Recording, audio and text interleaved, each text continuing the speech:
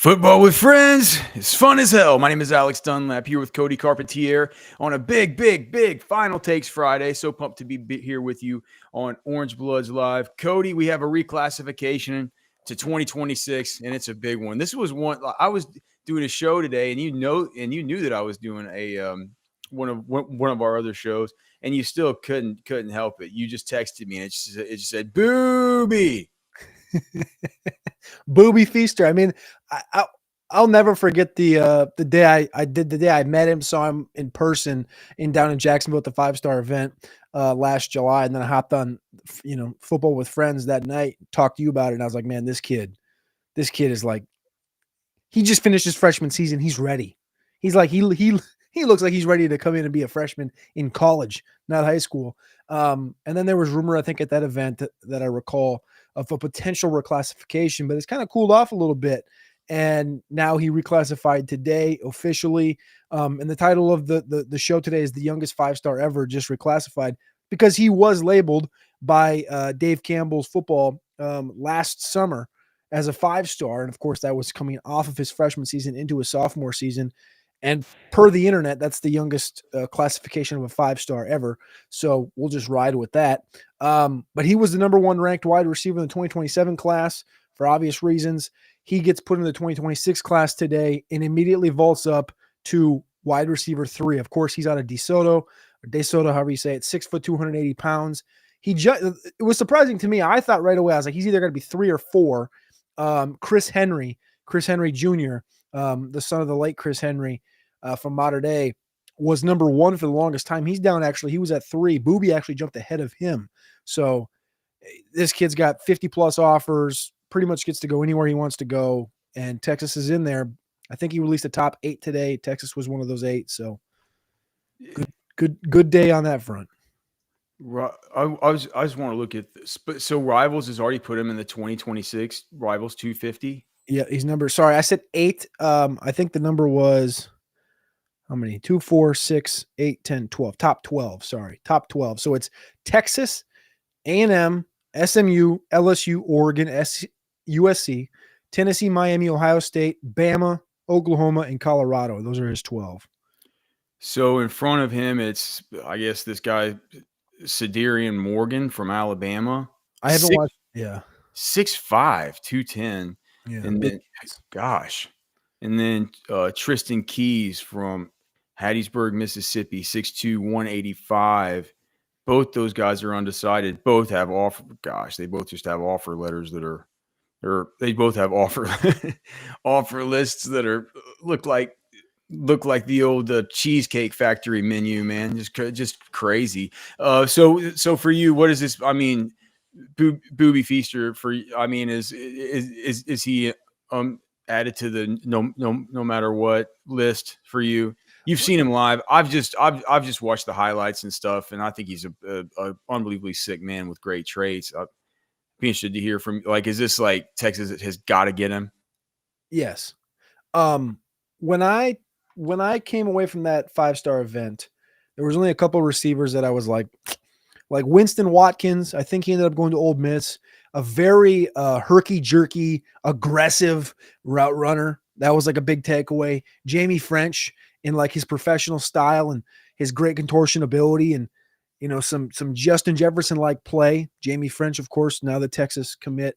And then Boobie. And Boobie was, because the kid was just a freshman going into his sophomore season, the kid was 6'2", 280 pounds, and he just walked around and acted professional.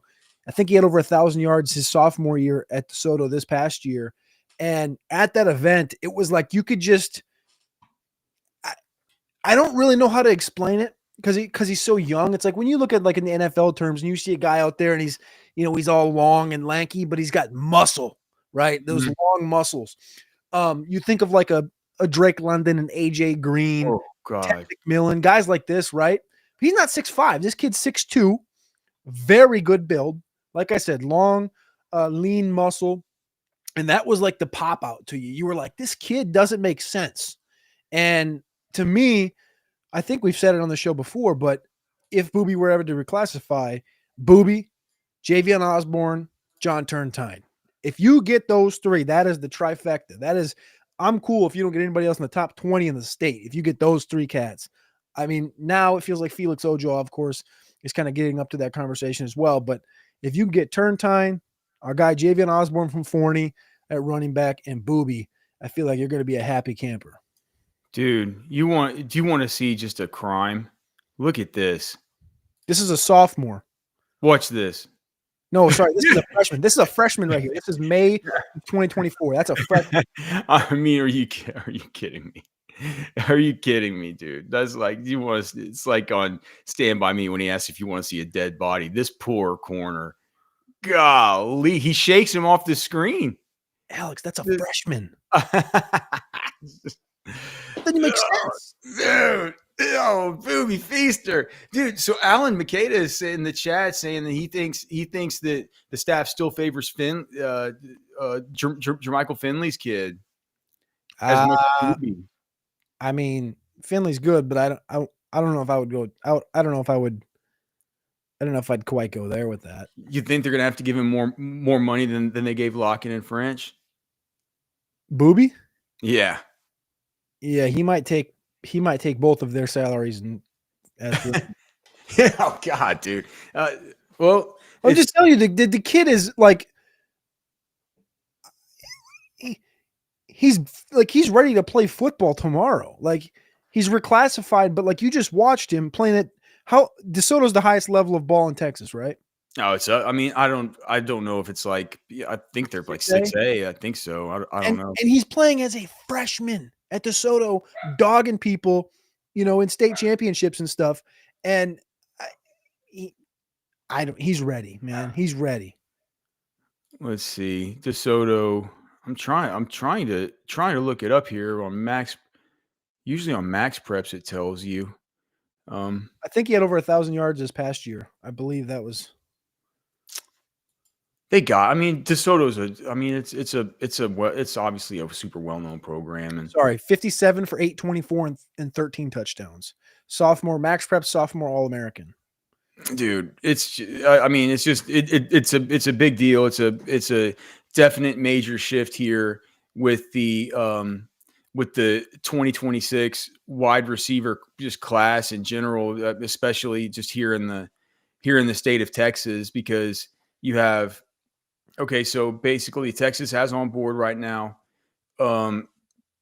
Chris Stewart, who I'm not sure is going to even stick with Texas with everything that's going on with his brother, and those guys wanted to be a package deal. We talked about it. Was that earlier this week? It could have been last week. We were talking about how, dude, I'm not sure Texas is going to give his brother the scholarship offer there. They also, we mentioned, so Caden Finley, he's from Aledo. Jason said in the war room last night that he's not sure that this guy's been quite the lock that people were making him into be. And there's confidence on actually the Notre Dame side. So he's putting him as a toss up. Wait, who did you just say? Caden Finley. Yeah. Other guys that Jason mentioned that, as far as his scholarship board here, he talked about Jordan Clay from San Antonio Madison. He's the next highest ranked Texas kid at wide receiver. Let's see. There's the other Texas guy, Michael Brown from Spring Legacy. Mm-hmm. He's been to Texas a whole lot. He was here last month.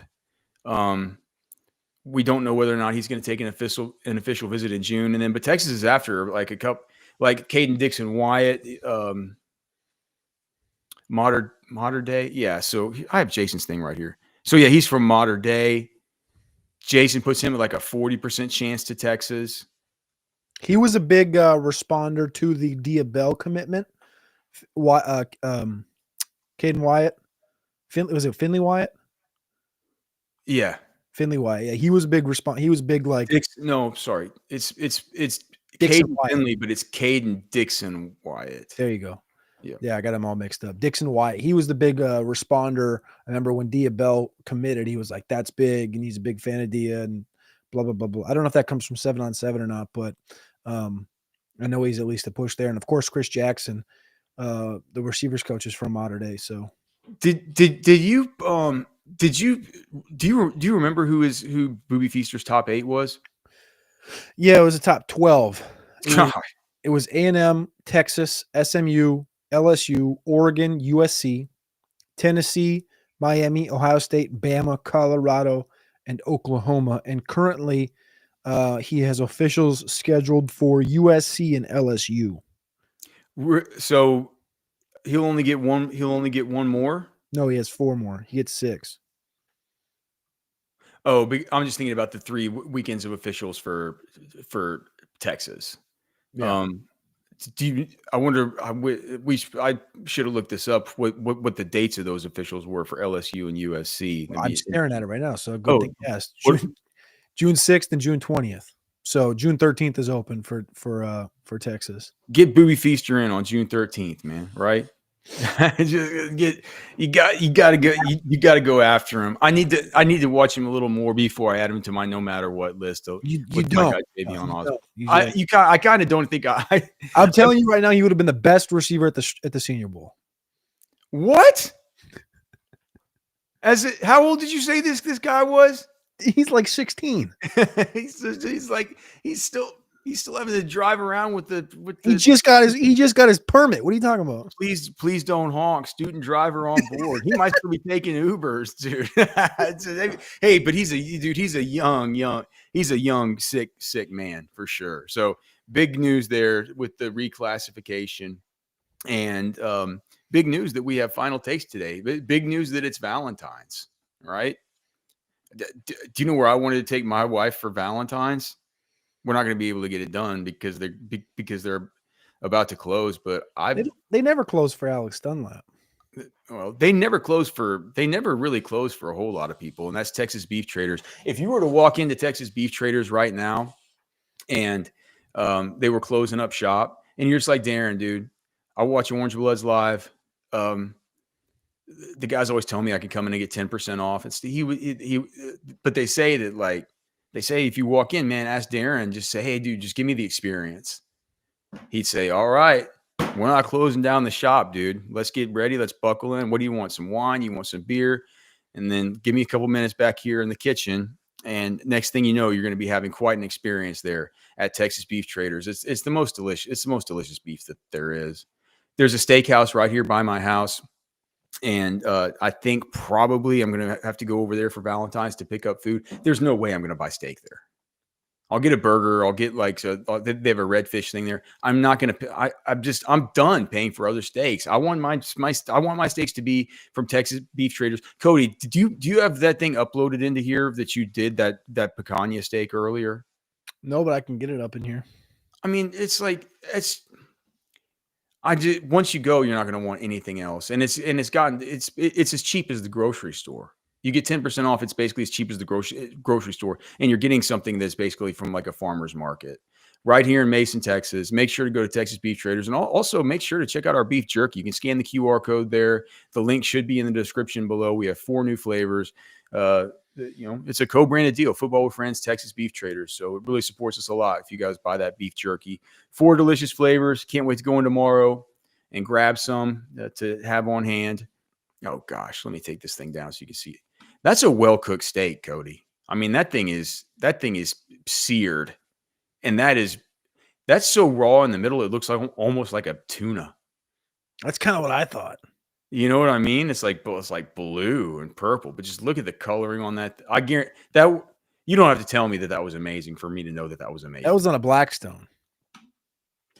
Texas Beef Traders, TexasBeefTraders.com. You guys have to go check them out. And you know what I did on the top of that? I was in a deep. So I messed up the first picanha I ever made, and I was mad. And so I went on like a deep YouTube hole, and this one video I found was a nice finish to it. I've never done this to a steak before.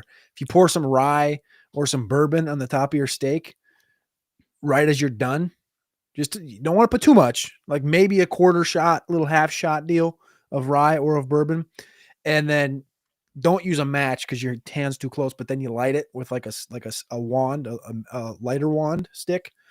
And you let that thing dude, finish off. And it's like a rye crisp. Mm-hmm. Oh, buddy. You got to be careful with it because you can blow up your grill and stuff. But on a Blackstone, it's easy because there's no open flame. So You prepared that picanha extra special. Did it taste good? I'm yeah, sure it was amazing. it was fantastic. I said, my wife was like, nah, it's a little too rare for me. And I said, hey, I tried, but I guess if you don't, I guess I'll have both. That's okay. I guess I can have both. So that's kind of the direction I went. You're gonna have a shipment coming to you. I guess so. This box you sent me, what is this thing? Is this like it's got you sent me just a cardboard box and then this stuff? Do I need to put ice in there or something? So I sent you I ordered a box that ships meals. So I've ordered meals before, meals on wheels, not meals on wheels, but I've ordered meals across the country that are frozen and they come in like a cardboard box with like 1 or 2 inch of insulation around the inside of it. Mm-hmm. And then I also ordered you some ice packs because the last couple times I've come to town, I've taken some of your ice packs to bring back with me. And I was like, well, I gotta have ice packs. And I don't just want to take Alex's ice packs. So I bought ice packs. Alex, can you guess? So I was trying to buy like maybe 6 ice packs. Yeah. Right. So it's like, I probably, he can use 2 or 3 this time, 2 or 3 next time. I'll buy 6 more. You couldn't buy 6 ice packs or 1 ice pack for less than $20. I bought a 48 pack of ice packs. For how much? $16. Oh, okay. Yeah. But they're not like these matte. They're just. Are you sending those to me? Yeah, they're just the white. Gosh, I gotta have 48 ice packs in my garage.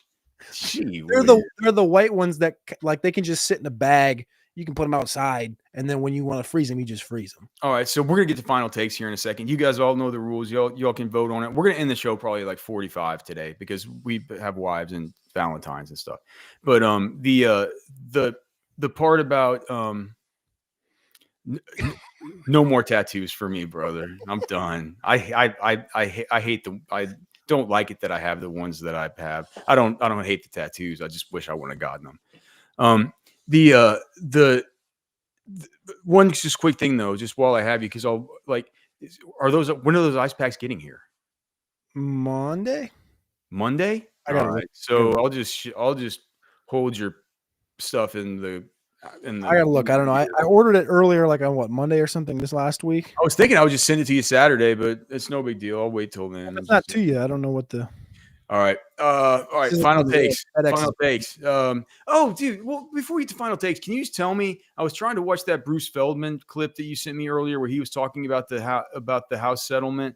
Is there anything I need to know about that, or that people should know about that? It seemed you sent it to me, and he was talking on that. He was talking with Urban Meyer about this, and they were saying that some talk of a Big Ten SEC conspiracy going on here. Yeah. So it's a lot to digest. I would, what's the word I'm looking for? I would say that anybody should go listen to this. It's on like the Triple Option podcast. Bruce Feldman went on there. And it's like 15 minutes with like Mark Ingram, Urban Meyer, and they talk about it.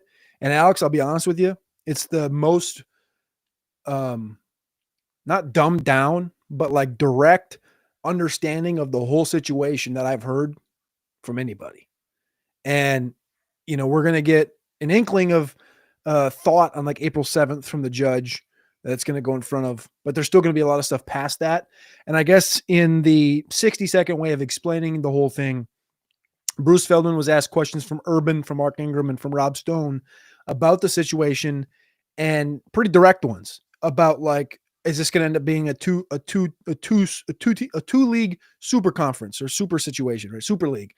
And Feldman's like, yeah, probably. That's probably what it's going to end up being. And part of that is going to end up with a CBA, which we talked about. And he talks about that. He's like pretty like that seems like what it's going towards. They brought up European soccer, which is of course you got your top league, you got your relegation leagues, and you grow and relegate, you grow all the way up.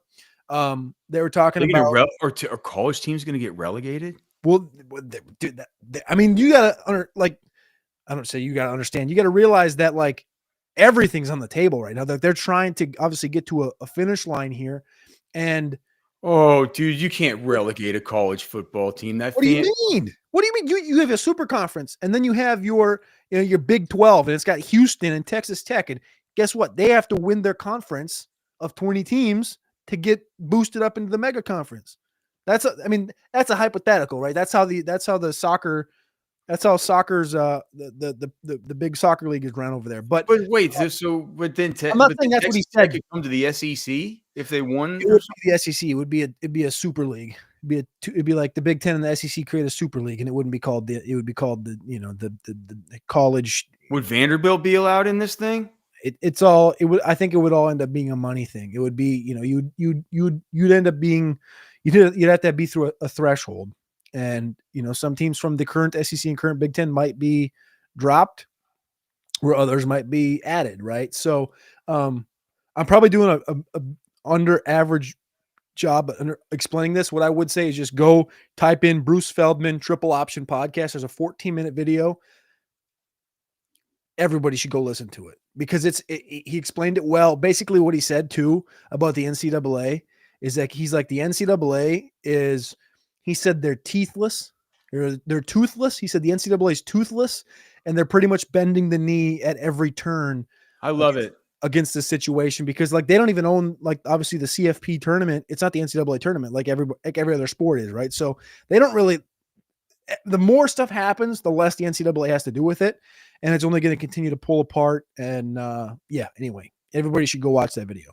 All right, let's get into the final takes. Is the voting up again? We're going to be ending early tonight, so we might want to get that up. Did the box get to your house? It says it got delivered. The box came, yeah. Okay. Well, it says the ice packs are going to be there in the morning. So I can send it to you tomorrow then. I was thinking about sending it whenever I send in some of these. I have some Benchmade knives that I've used to cut up a deer recently, and I need to send them back. So I need to send them to go get their sharpened before I go back out again. Well, you can ship it whenever you want because it's just ice packs. So I'm sure you have ice packs. So you just it is what it is. But I'll put up the voting right now. Final takes. Here we go. Running back coach names. I'm starting with this one. I have no take on this. The running back coach names outside of Rashad Samples, Norvell McKenzie from Georgia Tech, Alonzo Carter from Arizona, or Anthony Tucker, Mississippi State. What am I expected to do here? Because Cody, here's my take. My take is every coach, every time that something happens where there's a coaching thing that opens up, and I say, "Oh gosh, well, you got to go get this guy. Of course, they're going to go after this guy. Of course, they just don't." It's always like I was watching. Did I tell you? I think I told you yesterday about I was like the new safeties coach, Mark Orfe. I just wanted to go watch him yesterday and just kind of get an idea for this guy and all this. And this was a dude who I would have not known him from Adam. You know what I mean? But you go and you kind of look into it and you're like, well, this was a DB's coach that obviously, if you just search his name on YouTube, there's like clips of him at spring practice and stuff like that, where the media is always talking to him. They're asking him questions like, you got one big extension a year ago, then just this year you got another extension and like blah, blah. It's like, all this. So obviously he was a successful coach there doing good things. He's good with the media and stuff. And you're like, well, if I'd have known all this and if I would have followed Rutgers football closely enough to know that they had this kind of stud DB's coach, that maybe I would have eventually got around to him. But dude, I would have just with the capacity that my brain has to, cover this team and, think about the SEC and think about all our NFL draft stuff and all the recruits and like everything. I don't know who like the hottest running backs coach is sort of out there right now. And to me, I'm a sort of chalk guy. Like I thought the Samples, I was like, why can't you just get Samples, as far as from what Anwar's saying, clearly now it won't be Drayton, because didn't Stan Drayton go to Penn State this morning? So now I guess DeMarco Murray's off the board for that one. I wonder if Texas will go after him. Look, I don't know. It just feels like Sark always chooses somebody that's just kind of way off everyone's radar, and it's like it turns out they usually turn out to be good. I will say the funny thing, just off the topic of this, but we were talking about Orphe earlier. The funny thing was, they were talking to me about his recruiting and stuff like that. And he goes, well, it comes real easy for me, because me and Shiano, we think a lot alike and all this. And I just tell these recruits, man, if you're playing, like if you're coming and you're a corner, you want to play corner, you want to play safety, you got to commit to a program that is a head coach, that's a defensive head coach. He was saying all this stuff like that. He was saying it's just because it filters down through the culture and stuff like that. And it's like, you get to play for a coach like Shiano. It's like, I just keep on telling these guys how important it is to have your head coach be of the defensive mind. So he's going to have to repackage that whole bit of his recruiting pitch, I think. What do you think about these? Like, do you know anything about Norvell McKenzie or Alonzo Carter or Anthony Tucker? Well, that's the reason that those kind of names I kind of found, because they had some sort of connection to something. Norvell McKenzie is at Georgia Tech. I think he had a connection. I'd have to look back. I wrote these in yesterday. He was in the he played at Vanderbilt. He's from Powder Springs, Georgia. So he's got a connection there. He assistant coach at a Georgia high school. He was at Vanderbilt, Louisville running back coach. The other name was Alonzo Carter, who was at Arizona. He's been there since early 2024. So I guess that would have not really intertwined with Johnny Nansen. But if you look back to him, he was the Mountain West Recruiter of the Year in 2019. He's from California, Oakland, California area, Bay Area. So there's a California connection there for recruiting. And then the last one was Anthony Tucker, who's at Mississippi State. So he's assistant head coach, running back coach at Mississippi State. He started that position in 2024. But he originates from, I think he went to Fresno, and he's from Los Alamitos in California as well. And he played a little bit in the league for like a year or two.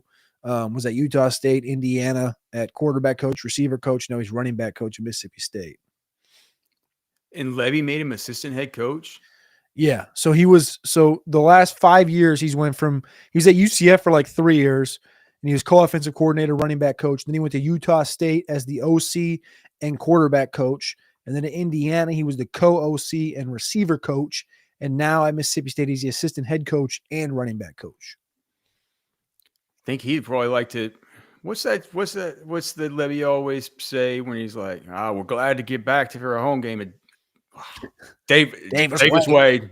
As he's driving, I wonder on the dirt road. I think I'd try to get out of there if I was him. I don't know if Sark would be into him though. We'll have it covered and everything. It's really hard. It's really hard to know who Sark's going to go after. I mean, he's got one thing you do know about Sark. He has one of the most vast networks of anybody.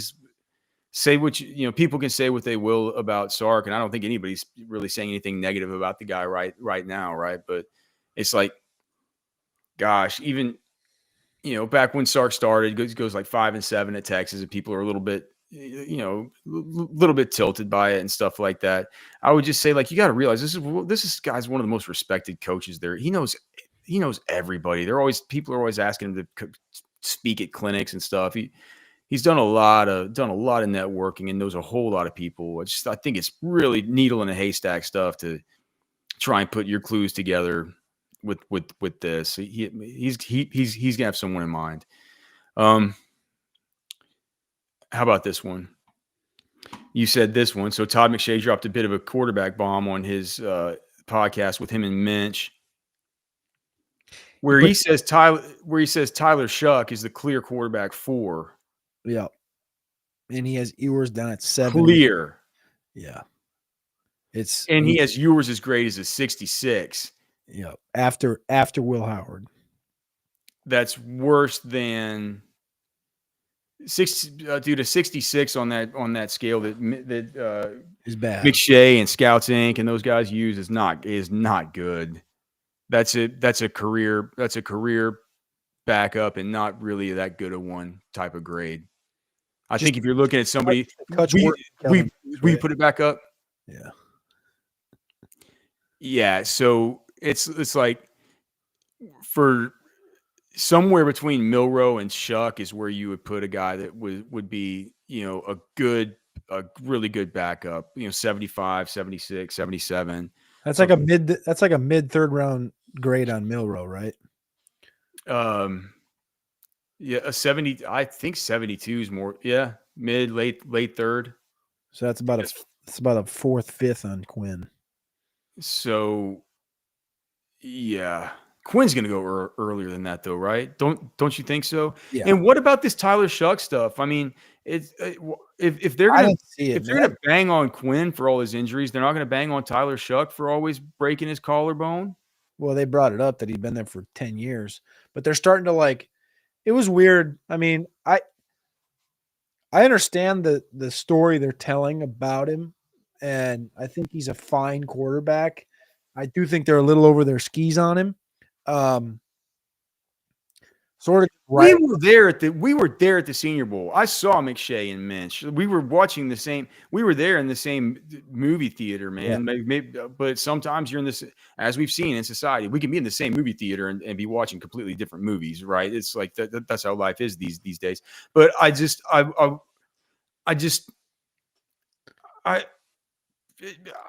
I wasn't that impressed with Dart. I wasn't that impressed with Shuck. I wasn't that impressed with any of them. And so it's like What do maybe you have this on Dart? what he has Dart. Well, they talk about Dart like he's interchangeable with Shadur. So I mean, they got the grades like 91, 90, 89, 88. Like that's All those basically guys, saying Shook might be right? a Well, first round pick. and those grades are all mid to late first. So They're not going to go there. I don't understand it. They're not going to go there, but they're saying if this was a situation where you're just drafting guys based on their overall talent, that those guys would traditionally be the types of players that they would rate as ones that go like mid to late first. So not a Caleb Williams, not a Jaden Daniels, more like, well, I guess Knicks, more like a Knicks, right? That's how they see those top three. I wish I could go back. I don't think he graded anybody last year. Well, I'll Definitely bet you he did. He just didn't put it out because he was unemployed. Yeah, I don't. Um, I wish that would have been a great thing if we could have seen potentially what McShay had for grades on that class, and then we could compare it to what he has on this class. Because I would be interested. Like, do you think that there's? And I was kind of thinking this when I was listening to the show was everybody says none of these quarterbacks are as good as the six pack last year. Well, you see a grade like this, and it's like 91, 90, 89, 88. Are we saying that? those guys are 96. Like Jaden. Well, yeah, I get the Jaden, top end.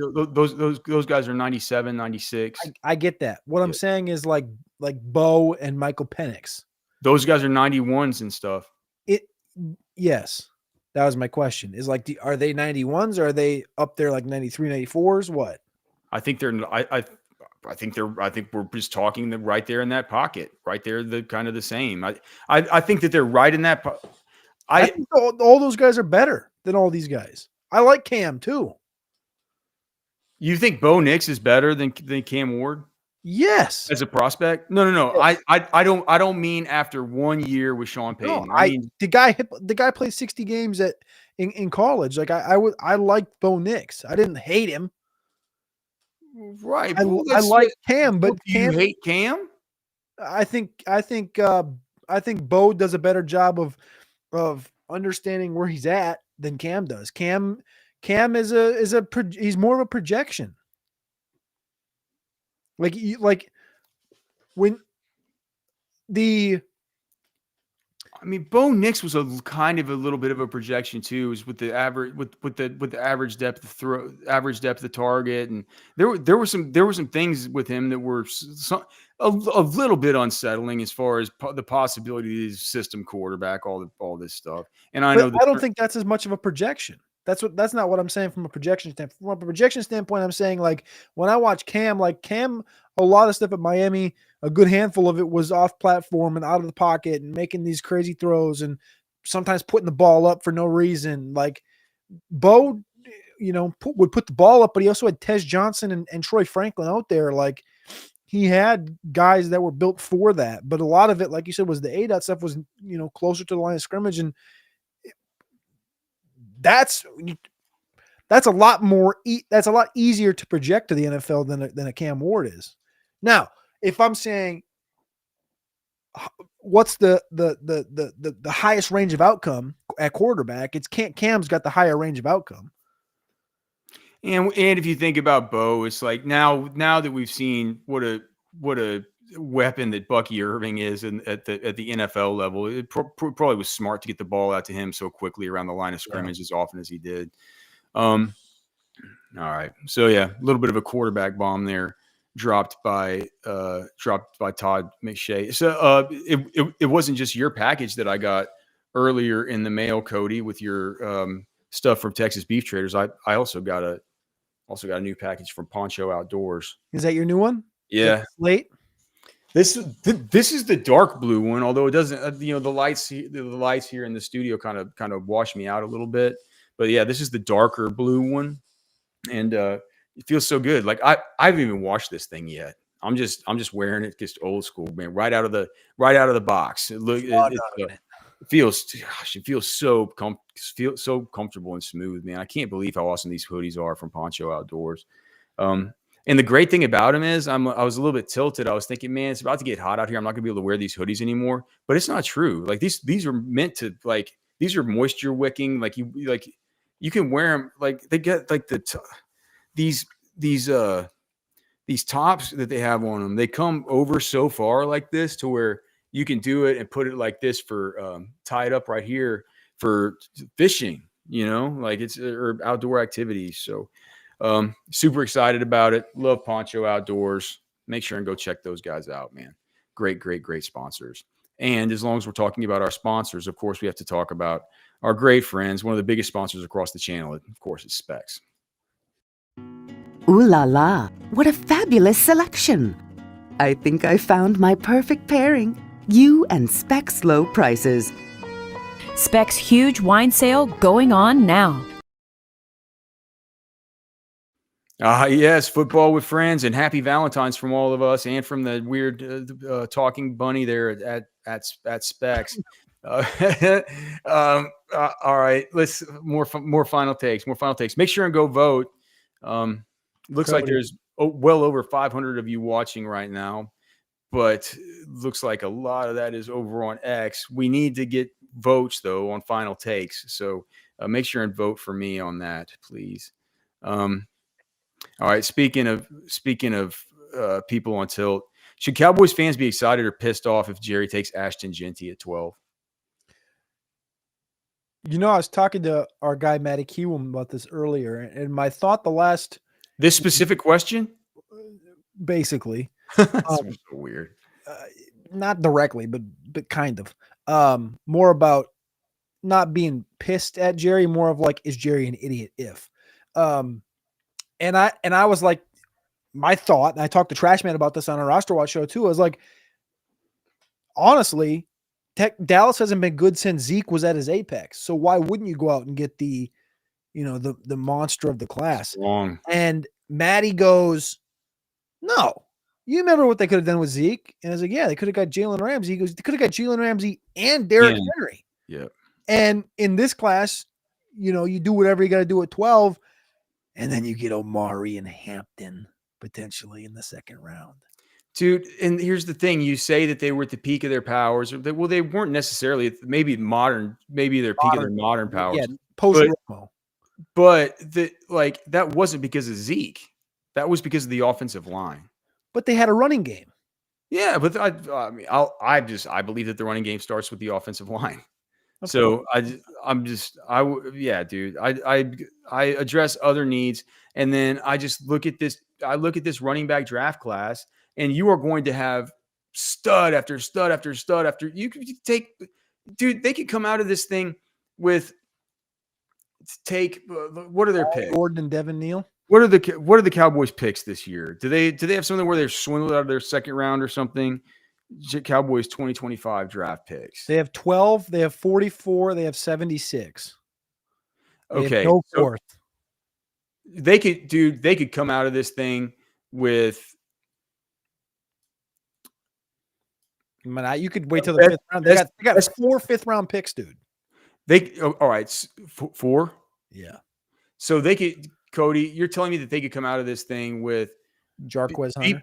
BPA, at 12, lean defensive line or offensive line, right? Do it again at 44. And then take Omari and maybe is 44 too early for Hampton? I don't think it's too early for Hampton. No. That's And then, so then they get their Jonathan Taylor meets Joe Mixon, just an elite super stud beast. Yeah, I'd be as happy with seeing him in Dallas as I would Genty. Omari and Hampton. They just take Braylon Allen last year. What? They should have just taken Braylon Allen last year. No, just dude. They don't need that. They need one of these running backs in this class. And then when you get to the 5th round, just take whoever, like Damian Martinez or somebody's going to fall, or Jarquez is going to fall, or something like this. And you're going to have a sick 1-2 punch. At 12, you can't take Genty. It's bad. It's bad process. Just given the landscape, it's just bad. They can't do it. Jerry can't do it. If he does, it's time to ship him off to the home. What do you think? Well, I think it's time to ship him off to the home regardless. But all right, one last final take here, and then we gotta here. Why don't you choose the final take? All right, let's see here. Which one of these? All right, Texas baseball. This is a quick one. Texas baseball starts this weekend. Friday they get Louisville. That's tonight. Saturday, Ole Miss. Sunday, Oklahoma State. Did you watch Around the Horns? Not this morning. I wrote this earlier this week. Did you watch it on Monday? And I'll add on to the back end of this. You'll watch 5 minutes of baseball this weekend. So, do we have Texas baseball tonight? Is it going on? Yeah. Versus Louisville? Yeah. Home of the Louisville Slugger? It's in Arlington. All 3 games are in Arlington this weekend.